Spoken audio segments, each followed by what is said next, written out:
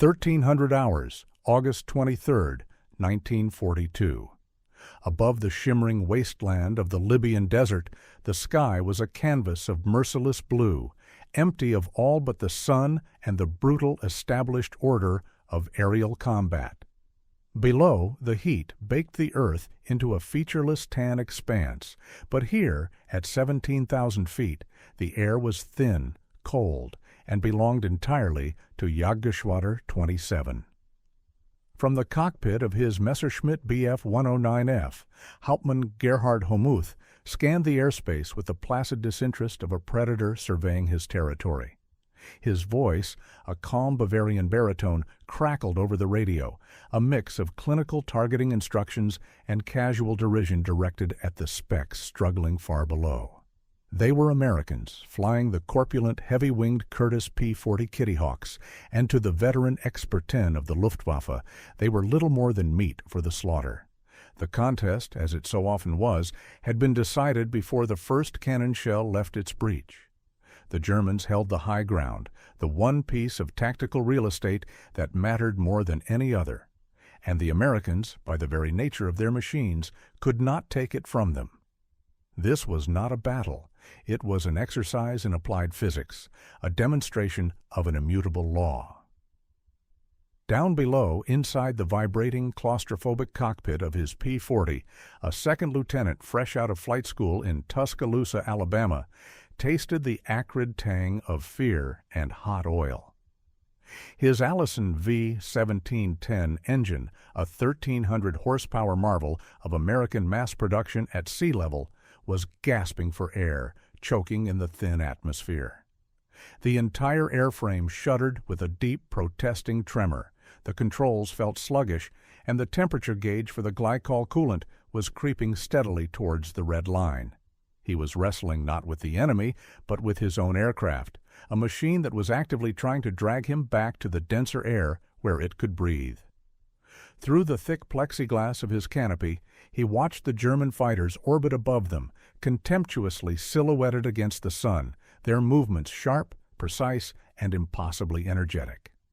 They were sharks, and he was in a school of bleeding swimmers. His flight leader's voice, strained and tight with a desperate bravado, crackled in his ears, calling for them to climb, to engage, to somehow fight their way up into the vertical arena where the battle would be won or lost. It was an order born of courage and ignorance, a command to defy gravity itself. The lieutenant watched in hypnotized horror as his leader's P-40 nosed up, its engine screaming in a pitch of mechanical agony. For a few seconds, it seemed to hang there, clawing at the sky, a monument to futile ambition. Then the inevitable happened. The shuddering intensified. The left wing dipped violently, and the aircraft, robbed of its momentum and its lift, stalled. It fell away not like a plane, but like a thrown stone tumbling end over end before a German fighter, diving with effortless grace, stitched a line of 20-millimeter cannon shells across its fuselage. There was no grand explosion, only a sudden, violent blossoming of orange flame and a thick plume of black smoke and vaporized white glycol, a funeral pyre marking a grave in the empty sky. The lieutenant wrenched his own plane into a desperate dive, the only maneuver the P-40 could reliably execute better than the Messerschmitt. As the air thickened and his engine began to breathe again, the terrible truth of his situation settled upon him. This was not a failure of training or a deficit of courage. It was a cold, hard engineering reality. In the high-altitude chessboard of aerial warfare, the American night had been designed as a pawn. The Allison engine, with its rudimentary single-stage, single-speed supercharger, was a magnificent power plant for chasing bombers over the English Channel at 10,000 feet. But here, in the unforgiving skies of North Africa, it was a liability. The core thesis of this air war was being written in burning wreckage across the desert floor. The P-40 was not merely outmatched, it was fundamentally, fatally deficient. This was the accepted, bloody arithmetic of defeat. To understand the massacre over the desert, one must look away from the fire and the blood and travel thousands of miles west to the clean, well-lit, and impossibly vast factory floors of Indianapolis, Indiana. Here, the source of the P-40's fatal weakness was also the symbol of its nation's greatest strength, the Allison V-1710 engine. It was a symphony of forged steel and aluminum, a liquid-cooled V-12 power plant that was, by every American metric of success, a profound triumph. It was reliable. It was easy to maintain. And most importantly, it could be built on an unprecedented scale. While German engineers meticulously handcrafted their complex Daimler-Benz engines, the Allison Company was churning out the V-1710 with the rhythmic, relentless efficiency of a printing press striking coins. By 1942, more than 20,000 of these engines had been delivered, a torrent of mechanical horsepower that was the envy of the world. This was the American philosophy of war, made manifest. Victory through overwhelming, inexhaustible industrial capacity. But within this miracle of mass production, a single devastating compromise had been made, a decision that was now being paid for in the lives of young pilots. The heart of the problem lay not in the engine itself, but in how it was forced to breathe. An internal combustion engine's power is a direct function of the mass of the air it can ingest, and as an aircraft climbs, the air becomes fatally thin. To counteract this, engineers developed the supercharger, a compressor that mechanically forces dense air into the cylinders. The Allison V-1710 was equipped with a gear-driven, single-stage, single-speed supercharger. It was a simple, robust, and brutally effective solution for low altitudes. The engine's crankshaft turned a gear, which spun an impeller at a fixed, high speed, packing air into the engine. It was, in essence, a system with only one setting: on. This stood in stark, damning contrast to the sophisticated engineering of its rivals. The British Rolls-Royce Merlin engine, the legendary power plant of the Spitfire, utilized a magnificent two-stage, two-speed supercharger. It was the atmospheric equivalent of a transmission with a low gear for optimal performance near the ground and a second higher gear that could be engaged by the pilot, or, in later models, by an automatic barometric controller, to maintain power in the thin air of the stratosphere. The German Daimler-Benz DB601, the heart of the Messerschmitt, employed a still more elegant solution: a fluid-coupled, variable-speed supercharger. It was a masterpiece of nuanced engineering, using a hydraulic clutch to allow the supercharger's speed to change seamlessly and infinitely across the altitude range, delivering precisely the right amount of boost at all times. The result of these differing philosophies was not a matter of small percentages. It was a performance cliff. At 5,000 feet, the Allison V-1710 was a world-class engine producing a thunderous 1,350 horsepower. But as a P-40 climbed past its critical altitude of 12,000 feet, the single-speed supercharger began to churn the thin air ineffectively, and the engine began to suffocate. Power dropped off precipitously. By 15,000 feet, where the Luftwaffe preferred to initiate their attacks, the Allison's output had fallen to less than 1,000 horsepower.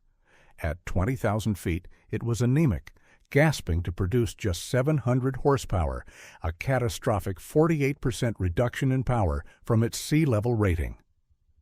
The Luftwaffe's pilots knew this. Their entire tactical doctrine was constructed around this single, exploitable number. They would climb to their operational ceiling, watch the struggling American fighters labor up towards them, and then dive, enjoying an enormous advantage in speed and energy. The American arsenal, in its quest for mass production, had produced a magnificent heart, a muscle of immense power and reliability. But it had forgotten to give it lungs. The solution to the Allison paradox would not be found in a boardroom in Indianapolis or on a drafting table in a government research laboratory. It would be found here in the searing heat and choking dust of a forward operating base near El Alamein, a place where the wind carried the grit of the Sahara and the distant percussive thunder of artillery. In this desolate landscape of sand, tents, and corrugated iron, the war was not an abstract matter of industrial output, but a daily ledger of loss. And it was here that the ghost in the hangar began his work. He was not a commissioned officer, nor was he a celebrated aeronautical engineer with a degree from a prestigious institution. His name was Al Costello, though most knew him only as Smokey, a civilian technical representative sent by the Allison Engine Company. He was a man in his late 40s with hands permanently stained by grease and a quiet, unnerving intensity in his eyes. He was a mechanic, a grease monkey prophet, sent into the wilderness to troubleshoot the endless, bitter complaints that flowed back from the combat squadrons. His days were spent in a ritual of grim observation. He would stand on the flight line, watching the P-40s return, counting the empty spaces in the formation. He would meticulously examine the battle-damaged engines, his calloused fingers tracing the jagged paths of 20-millimeter cannon shells through engine cowlings and glycol radiators. He saw not just mechanical failure, but a pattern of death dictated by altitude. Later, he would sit in the back of the debriefing tent, a silent, unassuming figure in khaki work clothes, listening. He absorbed the pilots' rage, their exhaustion, and their raw, visceral frustration. They spoke of the P-40 as a machine that betrayed them, a powerful beast that turned into a laboring mule the moment it climbed past 12,000 feet, describing the controls going soft, the engine feeling as if it were suffocating in a wall of molasses. Smokey never spoke. He just listened, his gaze fixed, committing every desperate detail to memory. But it was at night that his true work began. Long after the generators had fallen silent and the base was shrouded in a profound desert darkness, a single bare bulb would burn in a makeshift hangar at the edge of the airfield. Inside, surrounded by scavenged parts and the dissected corpse of a V-1710 laid out on a canvas tarp, Smokey Costello was a man possessed. He was haunted by the chasm between what the engine was and what he knew it could be. The blueprints he knew by heart promised a robust 1,300 horsepower. The pilots he listened to every day described an anemic, gasping failure. To the Army Air Forces, this was an acceptable limitation, a known quantity to be mitigated by tactics. To Smokey, it was a personal affront, a puzzle that gnawed at his soul. He saw not an inherent design flaw, but a system that was fundamentally mistuned for its environment. He began his unsanctioned, obsessive tinkering far from the eyes of the by-the-book base command and the rigid maintenance doctrines dictated in manuals written 5,000 miles away. With a set of worn wrenches and a dog-eared technical guide, he started to push the machine past its factory limits, probing its secrets in the dead of night. This was not engineering, it was heresy. He was a ghost moving through the sleeping base, fueled by coffee and a cold fury, determined to rewrite the bloody arithmetic of the air war himself. His work was not one of singular, brilliant invention, but a dark alchemy of a dozen dangerous interconnected adjustments. In the suffocating stillness of the hangar, Smokey Costello waged a war against the engine's factory set limitations, treating the official Allison technical manual less as a sacred text and more as a list of suggestions to be systematically violated. His first act of heresy was aimed at the Stromberg pressure carburetor's automatic mixture control. This device, a small, elegant piece of analog computation, was designed to lean out the fuel-air ratio as the aircraft climbed, saving precious fuel but also raising cylinder head temperatures to the edge of the danger zone. With the delicate precision of a watchmaker, Smokey bypassed its aneroid bellows, jamming the needle valve to force a brutally rich mixture into the engine at all altitudes above 10,000 feet. He was, in effect, force-feeding the V-1710 raw, unburnt 100-octane aviation fuel, a volatile liquid coolant that would stave off the catastrophic, engine-killing specter of detonation. Next, he turned his attention to ignition. He laid a wrench on the magnetos, advancing the timing degrees past the red-painted factory mark, forcing the spark to fire earlier in the compression stroke. This was a gambler's move, a trade of mechanical safety for raw power, pushing the combustion pressures to the absolute ragged edge of what the pistons and bearings could withstand. The engine would run hotter, vibrate with more violence, and live a shorter, more brutal life. But for a few critical minutes in a dogfight, it would produce horsepower it was never designed to achieve. His final, most profound act of rebellion was directed at the supercharger itself. The single-speed gear train was the engine's original sin, a mechanical certainty that power would die with altitude. Smokey stared at the impeller assembly for 3 sleepless nights before he saw the answer not as an engineer, but as a hot rodder. He could not add another gear, but he could make the existing one spin faster. He meticulously disassembled the drive unit and, using a hand file and a borrowed lathe, altered the dimensions of the step-up gear, changing its ratio from the factory-set 7.7 to 1 to a screaming, unsanctioned 9.6 to 1. It was an act of mechanical sacrilege, a modification that would spin the delicate impeller at speeds that flirted with supersonic blade-tip velocities, placing stresses on the machinery that no Allison engineer had ever dared to calculate. This was his masterpiece of unsanctioned modification. It was during this final audacious act that the ghost in the hangar was discovered. Major Franklin Dobbs, the base engineering officer, was a man who lived and died by the book. He found Smokey at 2 o'clock in the morning, his face illuminated by the harsh glare of a single work light, his hands deep within the guts of an engine that was, officially, United States government property. Dobbs surveyed the scene, the modified carburetor, the altered magneto timings, the profane hand-machined supercharger gear, and his face hardened with a cold, bureaucratic fury. He saw not innovation, but unauthorized tampering, a flagrant disregard for every safety protocol and maintenance directive he was sworn to uphold. Costello, the major's voice was flat, devoid of emotion. "What in God's name do you think you're doing?"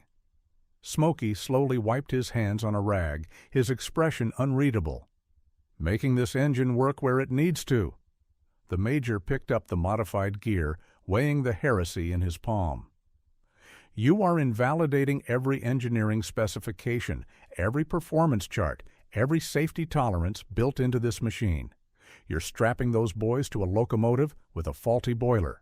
When it blows, it will be on you. This is grounds for a court-martial." Smokey met his gaze, the quiet intensity in his eyes burning brighter than the bare bulb overhead. The choice had been made, the numbers had been rewritten. All that remained was the fire and the test. Major John Mitchell had buried 6 pilots in 10 days. He was a man running out of options, out of hope, and out of time. He had read Major Dobbs's official report recommending a court-martial for the civilian mechanic, and then he had listened to the whispers among the ground crews, the rumors of a backyard tune that could make the Allison breathe fire. With the taste of defeat turning to ash in his mouth, he made a decision born of pure desperation. He gave Al Smokey Costello 1 airplane, 1 chance, and 1 pilot. Himself. As he settled into the cockpit of the modified P-40, the air was thick with tension. Dobbs stood with his arms crossed, a grim harbinger of official procedure, while Smokey stood apart, a silent, grease-stained priest offering up his creation for judgment. When Mitchell engaged the starter, the sound that erupted from the cowling was not the familiar, throaty roar of a V-1710. It was a sharper, more violent sound, a discordant shriek of metal under extreme tension. The entire airframe vibrated with a nervous, high-frequency energy, as if the engine itself was straining against its mounts, furious to be unleashed. He pushed the throttle forward, and the world dissolved into a brutal, punishing blur. The acceleration was not a push, it was a physical blow, pinning him deep into his seat. The P-40, normally so sluggish and heavy on its takeoff roll, leaped from the runway like a startled cat. He pulled back on the stick, and the ground simply fell away. He was climbing, but it was a climb unlike any he had ever experienced. The needle on the rate of climb indicator, which usually crept its way to 2,500 feet per minute, shot past its markings and pinned itself against the stop. 10,000 feet came and went in a time he would have thought impossible. At 15,000 feet, the altitude where his aircraft normally began to wallow and die, the P-40 was still pulling, the engine's shriek unabated, the controls still crisp and responsive. He felt a dizzying sense of vertigo, the feeling of an aircraft transformed, a laboring truck that had shed its skin to become a thoroughbred. At 20,000 feet, a place that had been a virtual death sentence, he leveled off, his heart hammering against his ribs.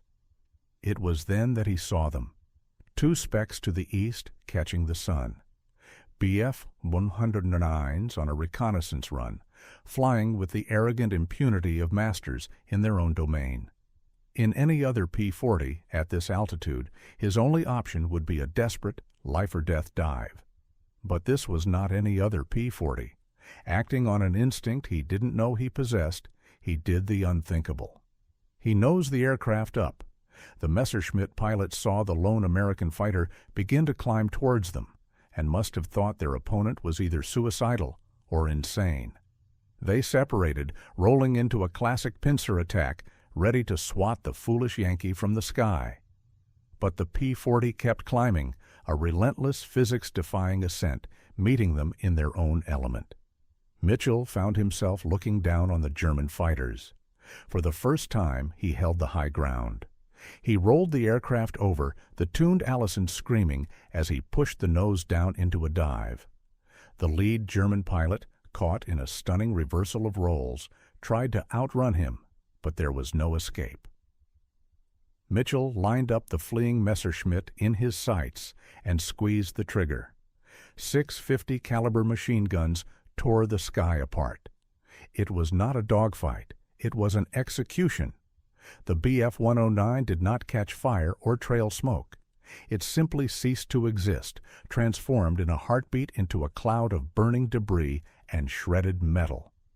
The second German, witnessing this impossibility, broke hard and fled for his life.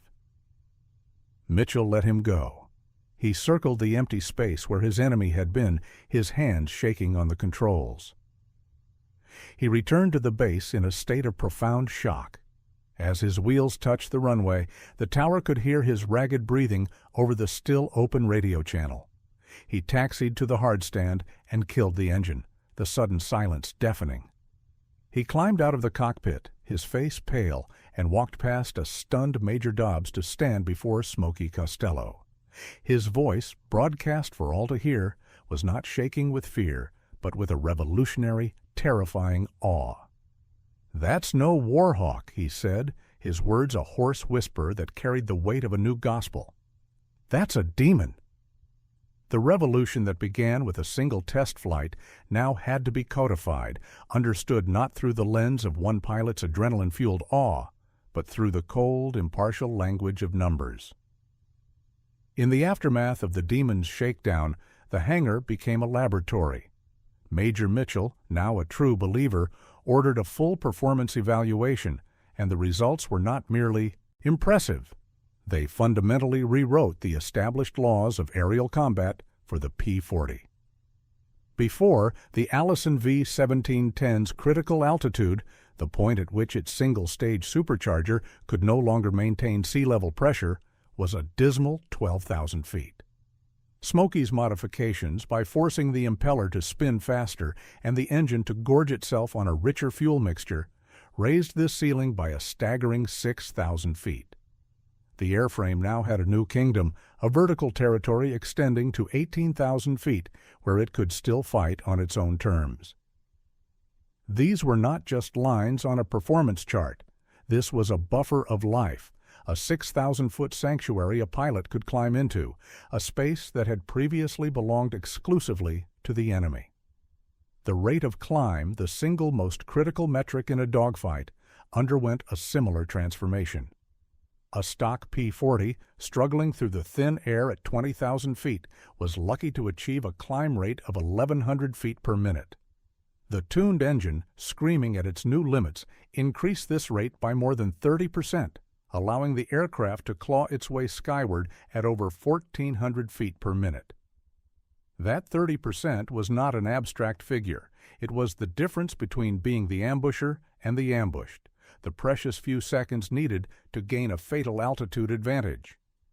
And where it mattered most, in the thin, cold air where victory was decided, the engine produced a verifiable 200 additional horsepower. These were not just numbers. They were the new mathematics of survival, a revised arithmetic that turned a foregone conclusion into a fighting chance. While this quiet, heretical revolution was taking place in a dusty hangar in Egypt, the German war machine was attacking the same problem from the opposite direction. In the pristine engineering halls of Messerschmitt and Focke-Wulf, thousands of the Reich's best minds were toiling to maintain their aerial supremacy. Millions of Reichsmarks were being poured into the development of new variants and entirely new aircraft. Wind tunnels ran 24 hours a day, testing refined wing profiles and pressurized cockpits. Entire factories were dedicated to producing prototypes of the Focke-Wulf 190D series, with its powerful Junkers Jumo inline engine and the advanced Messerschmitt Bf 109G, featuring a sophisticated Daimler-Benz engine with methanol water injection. This was the German solution, a top-down, state-sponsored, systematic pursuit of technological perfection, an industrial religion built on the belief that superior engineering would always prevail. Their meticulously calculated response to the tactical problem was to build a better, more complex, and more expensive machine. They could never have conceived that their edge, bought with so much time and treasure, was being systematically dismantled, not by a new American superweapon, but by one civilian mechanic with a set of wrenches and an intimate understanding of the machine he had been sent to service. Within 2 weeks, the heresy had become doctrine. Smokey Costello's unsanctioned modifications were no longer the secret of a single aircraft, but the standard for an entire squadron. Under the relentless desert sun, the ground crews worked with a frantic, newfound purpose, their wrenches and files transforming each P-40 from a lumbering liability into a high-altitude predator. The change was not visible. The aircraft looked the same, their corpulent fuselages still bearing the iconic shark's teeth grin. But the soul of the machine had been altered, and the sky was about to bear witness. It was early September, 1942. High above the coastal road to Tobruk, the familiar, arrogant ballet began anew. A swarm of Messerschmitt Bf 109s from Jagdgeschwader 27, once again piloted by the cream of the Luftwaffe's Experten, circled patiently in the thin, cold air at 20,000 feet. Below them, a squadron of American P-40s flew in what the German pilots had come to see as a sacrificial formation. On the German radio frequency, the chatter was a familiar mix of boredom and professional contempt. They were hawks sighting a flock of pigeons, and the hunt was about to begin. The command was given. 4 Messerschmitts peeled off, their noses dropping, the whine of their Daimler-Benz engines deepening as they plunged towards their targets. Their tactical playbook, honed over 3 years of aerial dominance, was simple and brutally effective. They would dive, build up an insurmountable energy advantage, and slash through the American formation from above and behind. They expected the P-40s to do what they always did: panic, break formation, and dive for the relative safety of the deck, where they would be picked off one by one. But this time the Americans did not break. They did not dive.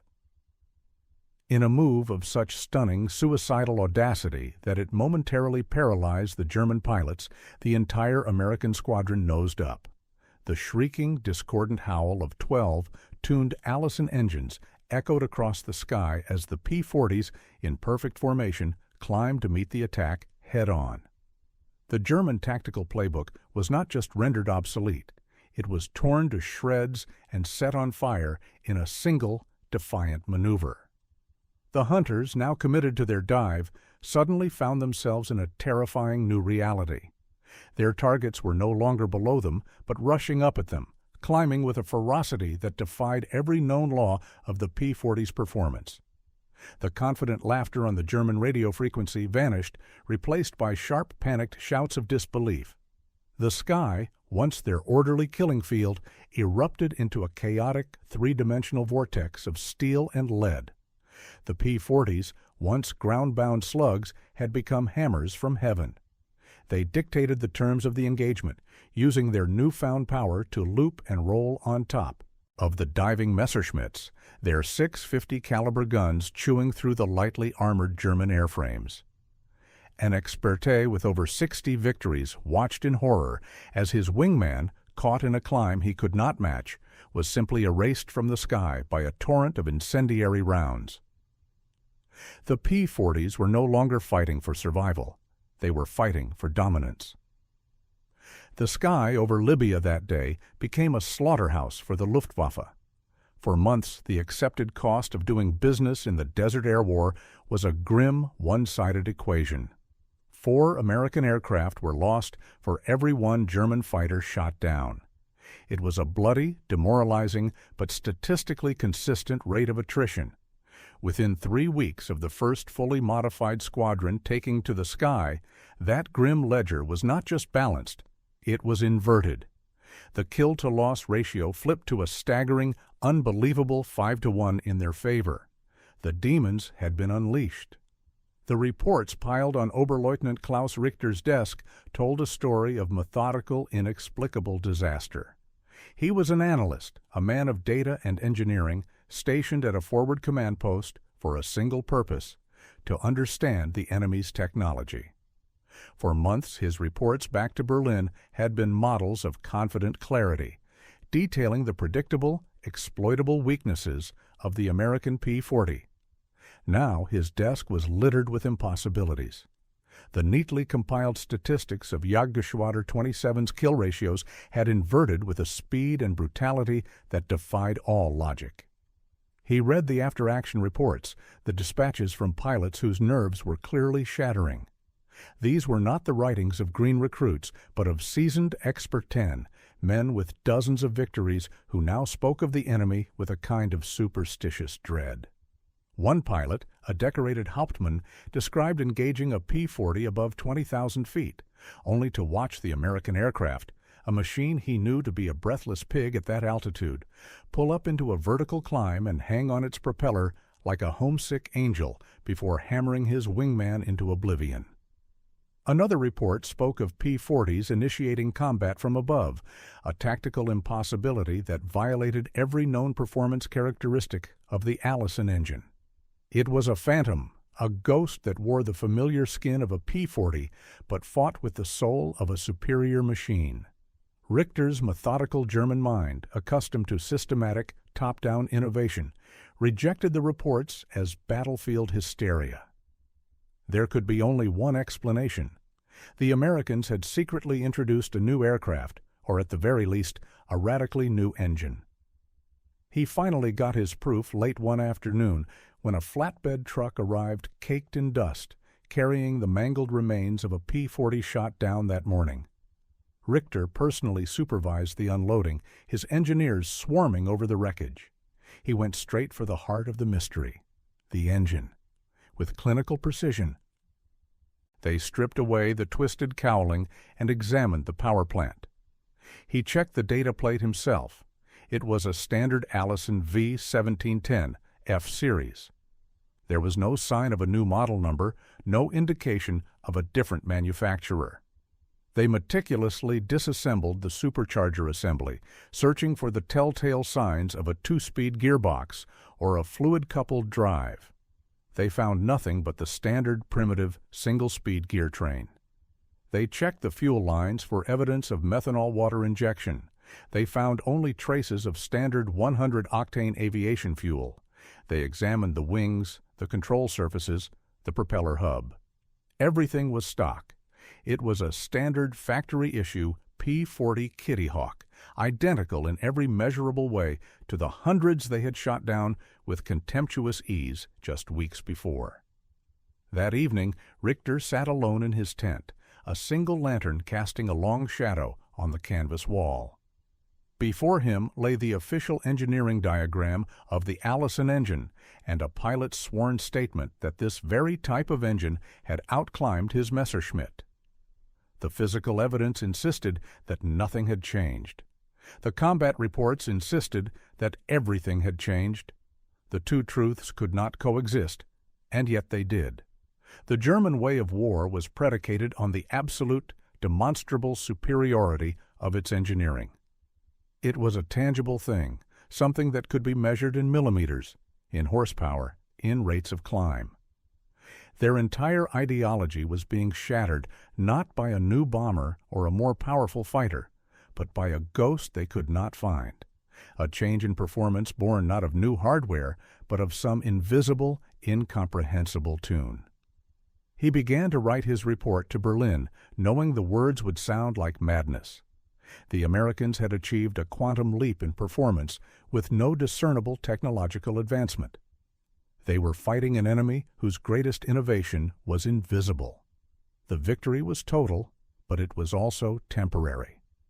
In the localized crucible of the North African desert, a single mechanic's intuitive genius had redrawn the map of the sky, but the larger war was a global conflict fought on a scale that dwarfed the contributions of any one man. Smokey Costello's tune, for all its life-saving brilliance, was a tactical stopgap, a clever patch applied to a fundamental design flaw. Even as his modified P-40s were asserting their newfound dominance over the sands of Libya, a different kind of solution was already gathering on the horizon, a sound of approaching thunder born not in a dusty hangar, but in the vast industrial heartland of America. This was the official industrial answer to the altitude problem, an aircraft that represented the full awakened might of the American war machine, the North American P-51 Mustang. Initially a promising but unremarkable airframe, it had been transformed by the marriage of American production with British engineering, specifically the Allison license-built Packard version of the Rolls-Royce Merlin engine.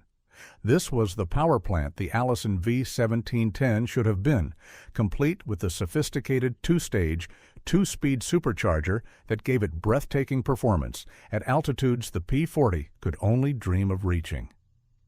The Mustang was not a field expedient fix, it was a purpose-built instrument of absolute air superiority, an engineered solution conceived in boardrooms and perfected on production lines running 24 hours a day.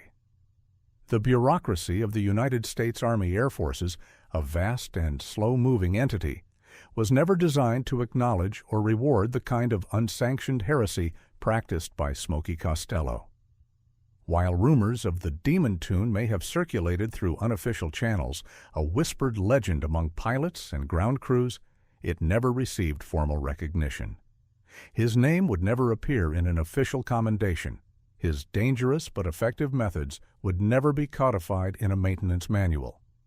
The institutional mindset could not process a solution that was born from below. To the generals and the procurement officers, the problem of the P-40's performance was not to be solved with a wrench and a file. It was to be rendered obsolete by the arrival of its successor. Smokey Costello's contribution, therefore, was destined to become a footnote, an anecdote swallowed by the sheer overwhelming scale of the American industrial narrative. The story that would be told was not of the mechanic who tuned the engine, but of the nation that built 55,000 aircraft in 1943 alone. The legend of the P-51 Mustang escorting bombers to Berlin and sweeping the skies over Japan would become the defining saga of American air power, its brilliant success casting a long shadow that erased the desperate incremental struggles that had come before. And in this larger triumph lies the somber, inescapable reality of the slow-turning wheels of progress. For every pilot in North Africa whose life was saved by the tune, Hundreds had already perished in other theaters, over the jungles of the Philippines, the mountains of China, and the waters of the Coral Sea, cursing the same Allison engine as it gasped and failed them. They were all victims of the same engineering compromise, a price paid in blood for the lag between a problem identified on the battlefield and a solution delivered from the factory floor. The story of the Demon P-40 is a testament to individual ingenuity, but it is also a quiet, brutal monument to the institutional inertia that cost so many lives. In the final analysis, the story of Al Smokey Costello and the Demon P-40 was never truly the story of one man or even one engine. It was an emblem, a single, brilliant case study revealing the true, often misunderstood, source of American power in the Second World War. The history books would later consecrate the grand, overwhelming numbers. The 90,000 tanks, the 300,000 aircraft, the 1.8 billion barrels of oil that flowed from American wells in 1945 alone. These statistics are staggering, and they are true, but they are also incomplete. They describe a body, a colossal skeleton of industrial capacity, but they fail to capture its soul. The decisive weapon was not merely the factory, but the fusion of that factory with a culture of restless, bottom-up, decentralized innovation. It was the unique ability of a nation to combine the rigid discipline of the assembly line with the chaotic, improvisational genius of the backyard mechanic. It was a power born from the men who did not just operate the machines, but who understood them, who listened to them, and who, when faced with a life-or-death problem thousands of miles from any engineering diagram, were not afraid to tear them down and build them back better, stronger, and far more lethal than their creators had ever intended. The final enduring image of this conflict is one of profound and powerful juxtaposition. First, we see the Curtiss Wright factory in Buffalo, New York, a cathedral of industry where pristine P-40 Kittyhawks roll off the assembly line with the rhythmic, hypnotic regularity of a ticking clock. Each one is perfect, a gleaming testament to mass production, identical in every rivet and wire to the one that came before it and the one that will come after. This is the awesome, impersonal might of the American arsenal, a river of steel and aluminum flowing out to overwhelm the enemy through sheer, inexhaustible quantity. This is the weapon the factory built. Then, through a slow, deliberate crossfade, that clean, orderly image dissolves into the harsh, shimmering heat of a desert runway. Here, a different P-40 sits, its olive drab paint scoured by sand and bleached by the sun, its cowling streaked with the black viscera of hot oil and engine exhaust. It is not perfect, it is scarred, worn, and battle-hardened. As its tuned Allison engine shrieks to life with a violent, unsanctioned fury, it roars down the makeshift strip, a testament not to uniformity, but to adaptation. This machine is unique. It carries within its metal heart the ghost of a stubborn mechanic, the heretical adjustments made in secret by the light of a single bare bulb. The factory had built the weapon, but it was the ingenuity of the anonymous men in the field who gave it its soul, transforming a simple tool of war into an instrument of absolute air superiority.